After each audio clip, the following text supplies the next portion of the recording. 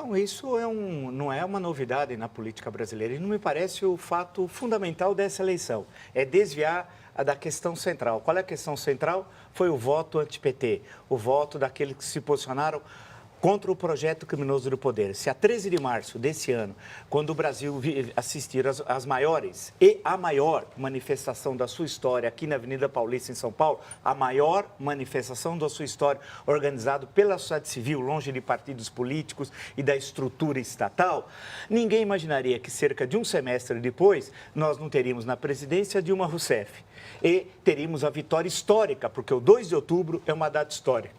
É o não rotundo ao projeto criminoso de poder. E isso é fundamental.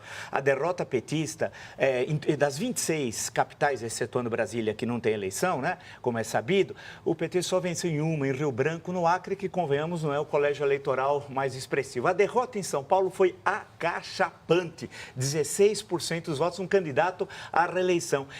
No ABC, a derrota em São Bernardo, o segundo lugar de um candidato à reeleição em Santo André, São Caetano, Diadema. Em Ribeirão Preto, quinto lugar, o Palocci não votou, porque está preso, né? Acho que, inclusive, se tivesse uma urna em Curitiba, o PT ganharia dentro da cela lá e com larga margem, inclusive. Então, essa derrota, é isso que é o fator fundamental. Não podemos tergiversar e me parece, na minha leitura, que essa é a questão central. E essa vitória, por exemplo, veja aqui em São Bernardo do Campo, o chefe, o comandante máximo, expressão do Ministério Público Federal, o comandante máximo da organização criminosa, o Luiz Inácio Lula da Silva, não reelegeu seu filho. Sabe quantos votos ele teve? 1.500 míseros votos, 1.500. Ou seja, foi um tapa na cara nos criminosos, naqueles que destruíram o Brasil durante 13 anos e 5 meses e, portanto, não há mais como tergiversar. Em relação à questão dos brancos e nulos, se nós olharmos a eleição de 2012, por exemplo, Salvador, vamos pegar um exemplo. Lá em 2012 teve 2 turnos, esse ano não. Foi uma vitória em primeiro turno.